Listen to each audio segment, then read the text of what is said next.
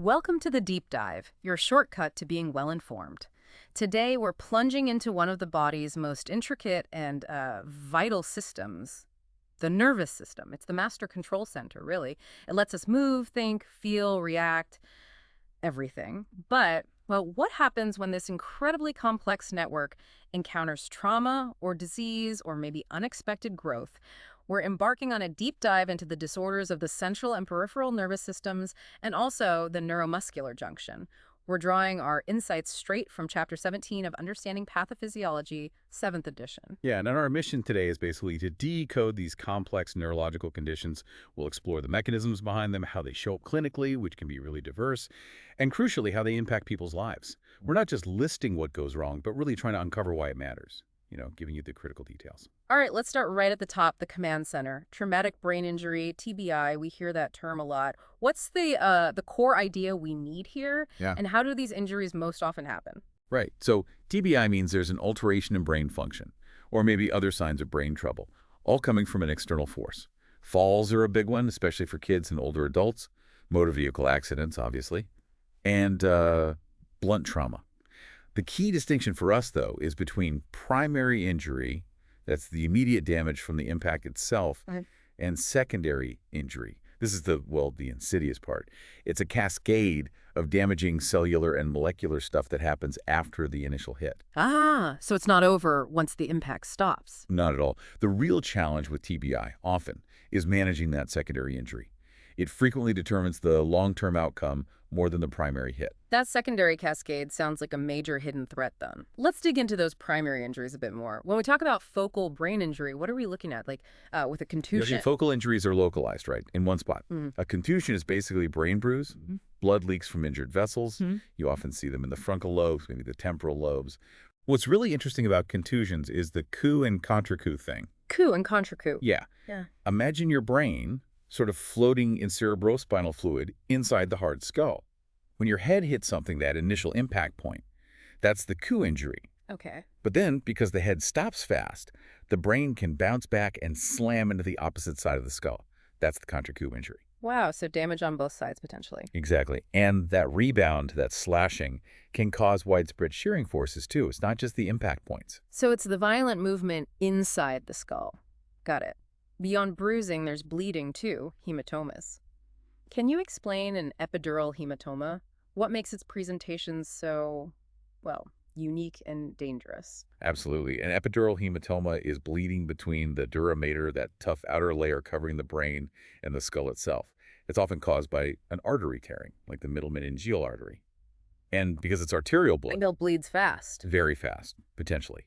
The classic sign, though it doesn't always happen, is the lucid interval. Lucid interval, meaning they seem okay for a bit. Exactly. Someone might get knocked out, then wake up, seem relatively fine for minutes, maybe even hours, and then boom, a rapid dramatic decline as that hematoma expands and starts squashing the brain, can push the brain downward, cause herniation. It's a massive emergency. Okay, that sounds terrifying. How does that compare to a subdural hematoma? Subdural is different. That's bleeding between the dura and the next layer in the arachnoid mater. It's usually caused by tearing veins. Ah, veins. So slower bleeding. Generally, yes. Yeah. Much slower, which means the symptoms can come on acutely, right after injury, or subacutely, maybe days later, or even chronically, developing over weeks or months. Weeks or months, wow. Yeah, the blood can slowly accumulate, sometimes even forming a kind of membrane around it. Much more insidious sometimes. Okay. And then beyond these focal injuries, there's diffuse axonal injury, DAI. That sounds more widespread. It is. While focal injuries are about impact in one place, DAI is damage spread throughout the brain. It's caused by shearing forces, especially from twisting or rotational movements. It's like in a car crash. Exactly. Or shaken baby syndrome. Think of all those delicate nerve fibers, the axons, getting stretched, twisted, and torn on a microscopic level, but all over the brain. Clinically, DAI is often defined as a coma lasting 6 hours or more after the TBI. And because it disrupts communication pathways everywhere, it's linked to significant long-term cognitive, behavioral, and emotional problems. Given all these possibilities, how do doctors quickly figure out how severe a TBI is? The main tool for that is the Glasgow Coma Scale, or GCS. It's a standardized way to check 3 things: eye-opening, verbal response, and motor response. Okay. Each gets a score, and you add them up. Higher score means better function. Like 13 to 15 is generally considered mild TBI. And lower? 9 to 12 is moderate, and anything 8 or below is classified as severe TBI. It gives a quick objective measure of neurological status right then and there. Makes sense. Okay, so the brain's command center is vulnerable. What about the spinal cord, that critical information highway? What's important with spinal cord and vertebral injuries? Very similar concepts, actually. You have the primary mechanical trauma to the spinal cord itself. This could be anything from a temporary concussion of the cord to bruising, compression, laceration, or even complete severing. And the first step is? Immobilization. Absolutely critical to prevent making the damage worse. But just like with TBI, there's a secondary spinal cord injury that kicks in afterwards.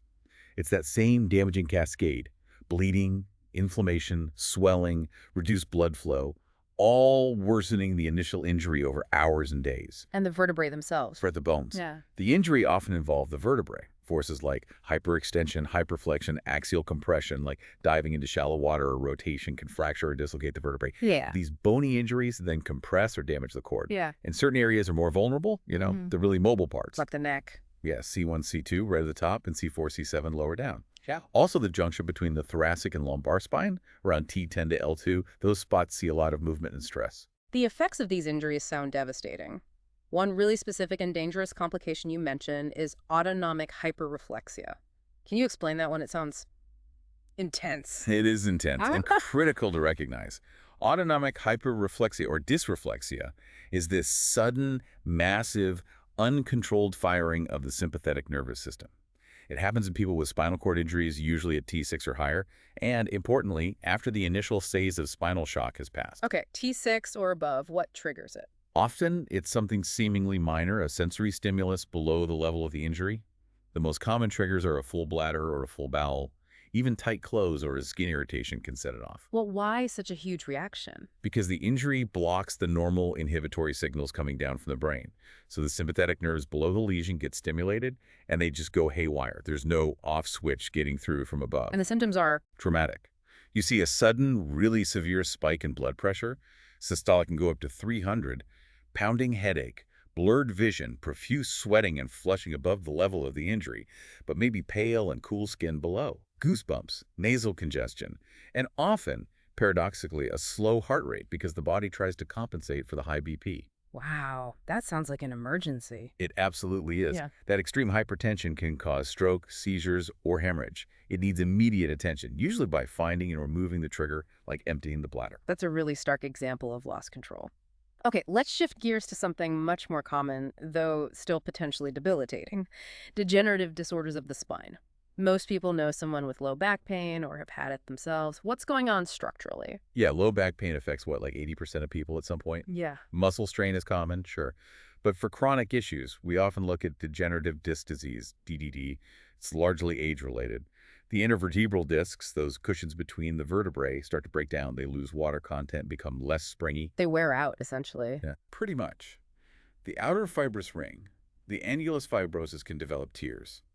And the gel-like center, the nucleus pulposus, can bulge out or even rupture through the tear. And that it leads to? That leads to a herniated intervertebral disc, often called a slip disc, though it doesn't really slip. It bulges or herniates. Okay, so the disc itself is pressing on things it shouldn't.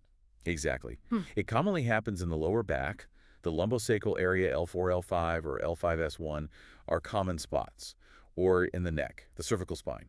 The herniated material presses on the nearby spinal nerve roots. And what does that feel like for the person? That pressure on the nerve root causes radiculopathy. That means pain, tingling, numbness, sometimes weakness, that follows the path of that specific nerve. Like sciatica. Precisely. Yeah. If a disc at L4, L5, or L5S1 herniates and compresses the sciatic nerve roots, you get that classic sciatica pain radiating down the buttock and the back of the leg. If it's a cervical disc herniation, the symptoms, pain, numbness, tingling, will radiate down the arm, maybe into the hand, depending on which nerve root is involved. Okay, so the location of the symptoms helps pinpoint the problem disc. Let's pivot now to the brain's blood supply. Cerebrovascular disorders, especially strokes, these are a huge cause of disability. Huge. Strokes or cerebrovascular accidents, CVAs, are right up there. Broadly, we split them into two main types based on what goes wrong. About 87% are ischemic strokes, where blood flow stops. Blockage. Right, a blockage. The other 13% are hemorrhagic strokes, where there's bleeding into the brain tissue or surrounding spaces. Okay, blockage versus bleeding. What about risk factors? There's overlap, but things like hypertension, high blood pressure, especially if it's poorly controlled, are massive risk factors for both. Smoking, diabetes, high cholesterol, atrial fibrillation, these are all major players. Let's focus on the ischemic ones first, the blockages. How do they typically happen? What's the difference between, say, a thrombotic and an embolic stroke? Good question. In an ischemic stroke, some part of the brain isn't getting enough oxygen. A thrombotic stroke happens when a blood clot, a thrombus, forms right there, inside an artery, supplying the brain. Usually it forms on top of atherosclerosis, plaque buildup in the artery wall. So it's a local problem. Right, like a pipe getting clogged over time. An embolic stroke is different. A clot or a piece of debris forms somewhere else in the body, often in the heart, especially with conditions like atrial fibrillation, where blood can pool and clot. Oh, okay. Then a piece of that clot breaks off, becomes an embolus, travels through the bloodstream, and gets stuck in a smaller artery in the brain, blocking flow downstream. So one forms in the brain artery, the other travels to the brain artery. What about TIAs? Mini strokes. Right, transient ischemic attacks, or TIAs. These are temporary blockages. The symptoms are the same as a stroke, maybe sudden weakness, numbness, trouble speaking, but they resolve completely, usually within an hour, because the blockage clears itself. So no permanent damage. Usually not, but, and this is crucial, a TIA is a massive warning sign. It means something is wrong with blood flow to the brain, and the risk of having a full-blown permanent stroke soon after is very high. It's an emergency that needs immediate evaluation. Definitely a warning not to ignore. Now, when that blockage doesn't clear and brain tissue starts to die, you mentioned the penumbra. Why is that concept so critical and the whole time is brain idea? Okay, so when an artery is blocked, there's a core area of brain tissue that dies pretty quickly due to lack of oxygen, irreversible damage. But surrounding this dead core, there's often an area called the penumbra. This tissue is ischemic. It's not getting enough blood, but it's still alive. It's stunned, not functioning, but potentially salvageable if we can restore blood flow quickly. Ah, so there's a window of opportunity. Exactly. That's where time is brain comes from. We have a limited time window, often cited as around 3 hours, maybe a bit longer in some cases, to give treatments like TPA, a clot-busting drug, to dissolve the clot and reperfuse that penumbra. Saving the penumbra means less permanent disability. Precisely. The faster we act, the more brain tissue we can potentially save, leading to better outcomes. Every minute literally matters. Okay, that's clear. Now let's switch to the other hype. Hemorrhagic strokes, bleeding in the brain. What's the main driver here? The most common cause of intracerebral hemorrhage bleeding within the brain tissue itself is chronic uncontrolled hypertension. High blood pressure just weakens artery walls over time until one ruptures. And how does the bleeding cause damage? It's not lack of blood flow this time. Right. The damage comes from the blood itself acting like a rapidly expanding mass. It compresses the surrounding brain tissue, cutting off its blood supply indirectly. It also causes swelling, inflammation, and increases intracranial pressure, which can lead to widespread damage and herniation. So the pressure is a big problem. A huge problem. The clinical picture is often more dramatic, maybe a very sudden onset with a severe headache, vomiting, and rapid loss of consciousness compared to some ischemic strokes. And sometimes this bleeding isn't just from hypertension, but from weak spots in the vessels themselves, like intracranial aneurysms. Exactly. An aneurysm is a bulge or weak spot in the wall of a cerebral artery. They often occur at points where arteries branch. Most are saccular or berry-like aneurysms. And the scary part is they can be silent, right? Very often, yes. Many people have small aneurysms and never know it. The danger comes when they rupture. Which causes? A rupture typically causes subarachnoid hemorrhage, SAH, bleeding into the space between the arachnoid and pia mater, where the cerebrospinal fluid circulates. And that presentation is pretty distinct. Usually, yes. The classic symptom is that sudden explosive headache, often described as the worst headache of my life. Neck stiffness, sensitivity to light, photophobia, nausea, vomiting, maybe loss of consciousness. Right. It's a neurological emergency. A truly dramatic event. What about AVMs? Arteriovenous malformations. AVMs are different again. These are congenital tangles of abnormal blood vessels where arteries connect directly to veins without a proper capillary bed in between. So high-pressure arterial blood slams directly into low-pressure veins. Exactly. That abnormal connection is prone to rupture and bleeding. Like aneurysms, they can be silent for years, often presenting in younger people, maybe with seizures or hemorrhage. Sometimes you can even hear a bruit, a rushing sound over the skull with a stethoscope. Okay, so various ways blood supply can go wrong. Let's shift to something maybe less acutely dangerous, but incredibly common. Headaches. We're talking primary headache syndromes now. Right, headaches that are the condition itself, not just a symptom of something else like a tumor or infection. The big three are migraine, cluster, and tension type. Let's start with migraine. What are the key features? Migraine is usually episodic. An attack lasts anywhere from 4 to 72 hours. Typically, the pain is unilateral, one side of the head. Just one side. Often, yeah. It's often described as throbbing or pulsating, moderate to severe in intensity, and gets worse with physical activity.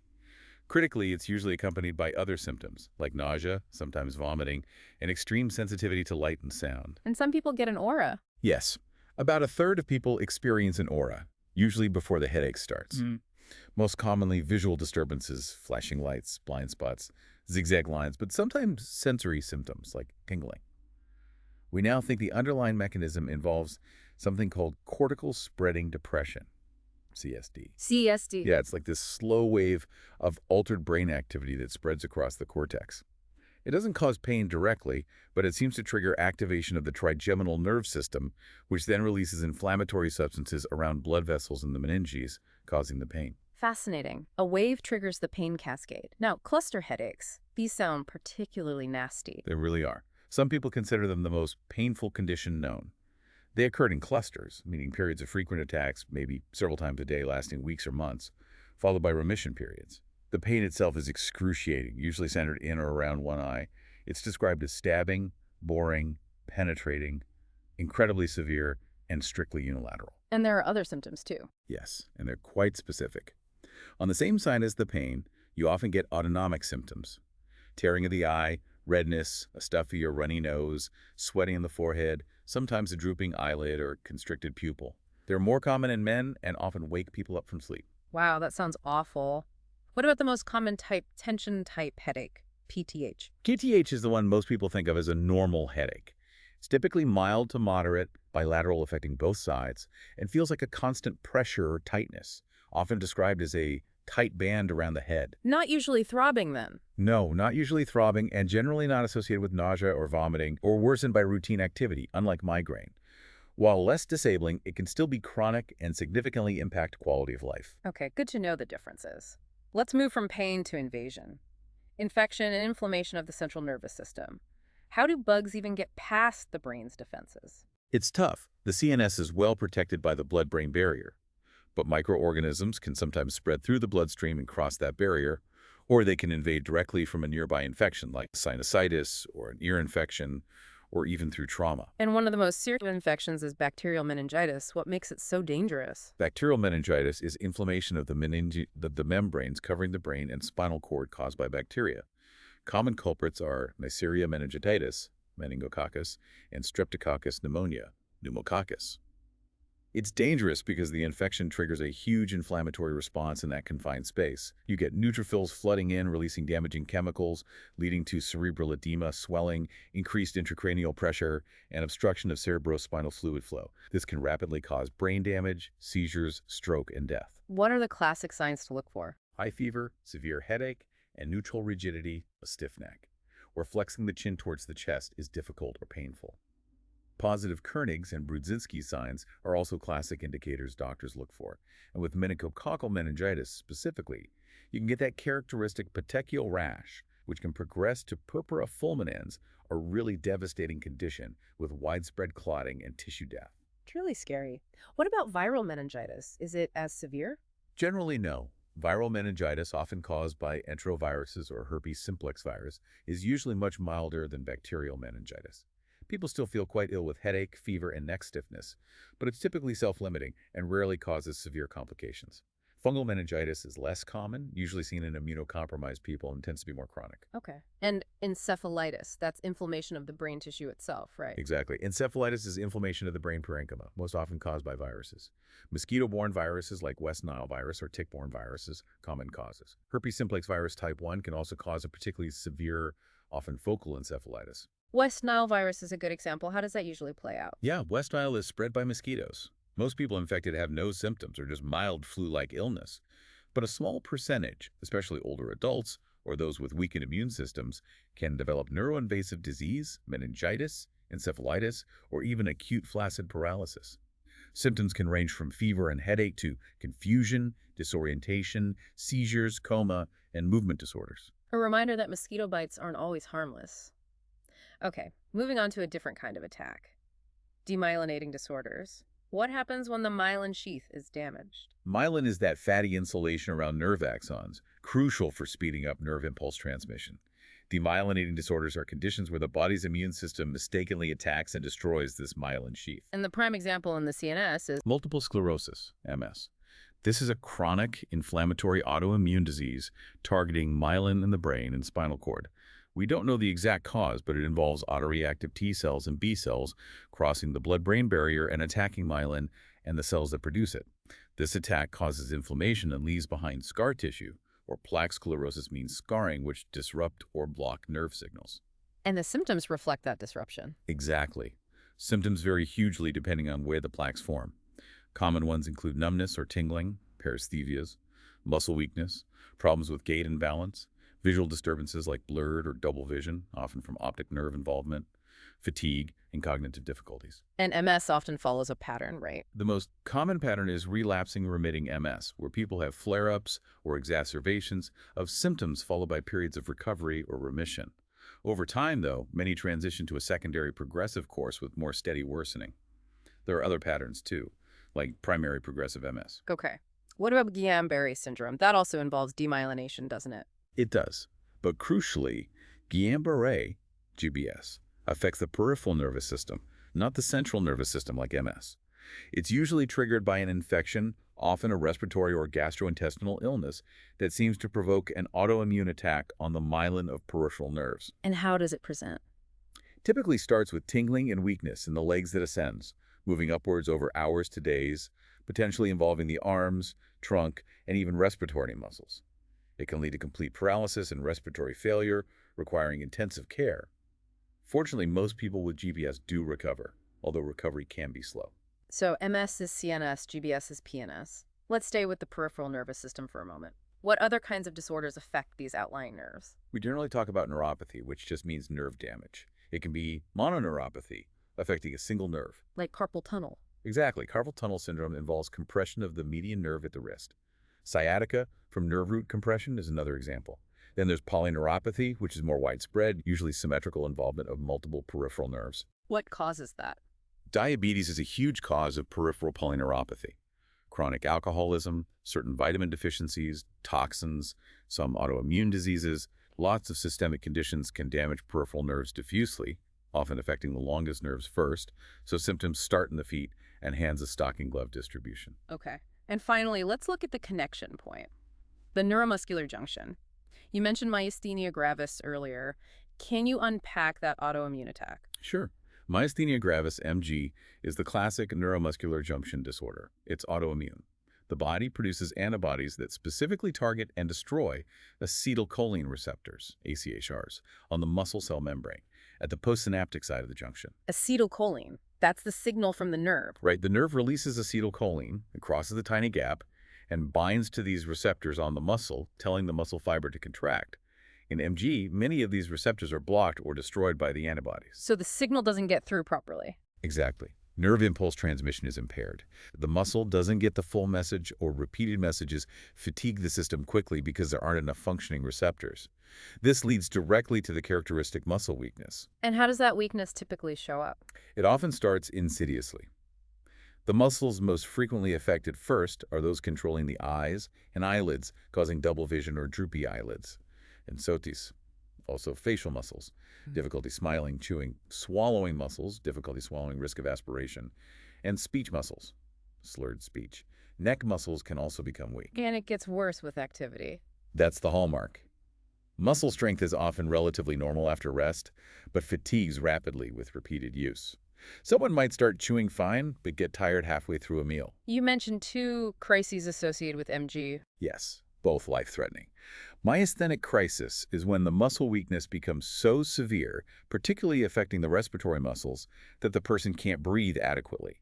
It's an emergency requiring respiratory support. The other is cholinergic crisis. This is caused by too much acetylcholine activity, usually from overdosing on the anticholinesterase medications used to treat MG. Wait, too much signal is also bad? Yes, excessive acetylcholine overstimulates the remaining receptors and can also cause problems like increased salivation, abdominal cramps, diarrhea, sweating, and bradycardia, slow heart rate. But critically, it can also cause profound muscle weakness and respiratory failure, partly because the receptors become desensitized. Wow. So you have life-threatening weakness from too little effective signal in myasthenic crisis and life-threatening weakness from too much signal in cholinergic crisis. That sounds incredibly difficult to manage. It's a very fine line sometimes, yes. Distinguishing between the two crises can be challenging clinically, but it's vital for correct treatment. Okay, our final big category, tumors of the central nervous system. Right. Brain and spinal cord tumors. We can classify brain tumors in a few ways. First, primary brain tumors originate from the brain substance itself, from glial cells, like astrocytes, oligodendrocytes, or, much more rarely, from neurons. Then there are metastatic brain tumors, also called secondary tumors. These actually are more common than primary tumors. They spread from cancer elsewhere. Exactly. Cancer cells from lung cancer, breast cancer, melanoma, kidney cancer, colorectal cancer. They travel through the bloodstream and set up shop in the brain. We also classify tumors based on whether they're inside or outside the brain tissue proper. Intracerebral are inside, like gliomas. Yeah. Extracerebral are outside the brain substance, but still inside the skull, like meningiomas, which arise from the meninges.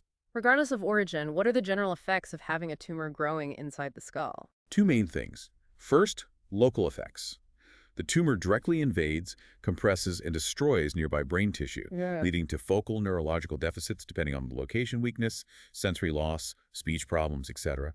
Second, generalized effects, primarily due to increased intracranial pressure, IICP. The skull is a rigid box.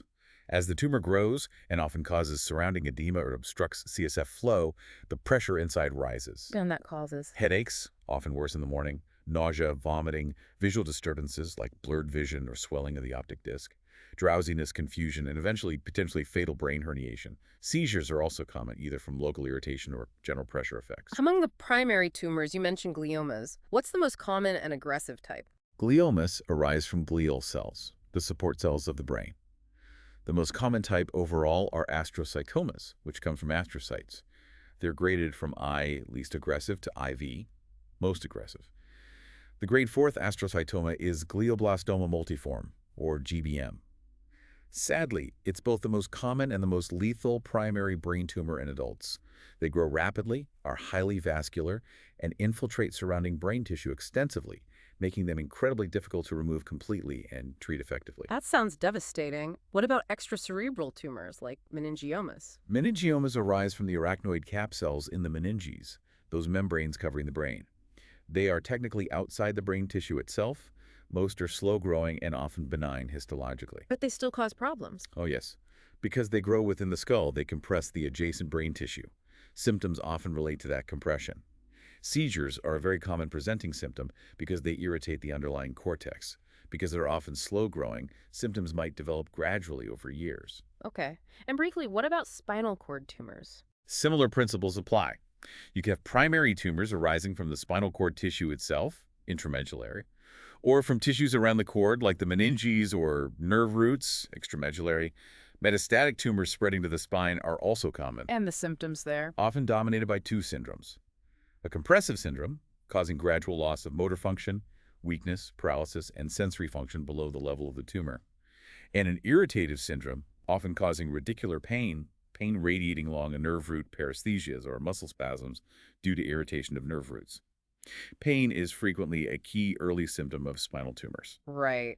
So we've covered a huge amount of ground here. Trauma, vascular issues, degeneration, infections, autoimmune attacks, tumors.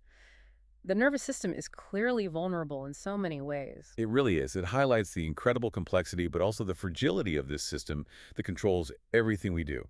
From the immediate devastation of a stroke or TBI to the slow, insidious decline in degenerative diseases or the relentless growth of a tumor. It's constant battle for balance. So what does this all mean when we step back? Well, I think understanding these disorders really underscores that constant interplay between our genetics, Our environment, lifestyle factors like blood pressure control, and just the internal processes of inflammation and immunity. Yeah. Really drives home why research is so critical, finding ways to protect neurons after injury, neuroprotection, detecting problems earlier, developing more targeted therapies. Yeah. It offers real hope for managing conditions that can just fundamentally alter someone's life. It definitely does. Which brings us to a final thought for you, our listeners, to consider. When you think about the intricate dance of neurons, the protective layers like the skull and meninges, the delicate chemical balances at synapses that we've talked about, how can we collectively do better at protecting and supporting this central control system, not just reacting to acute injury, but thinking about prevention and long-term resilience against these degenerative, autoimmune, and even infectious threats? Something to think about. From the entire Deep Dive team, thank you so much for joining us on this exploration of the nervous system's challenges. Stay curious, stay informed, and we'll catch you on the next one.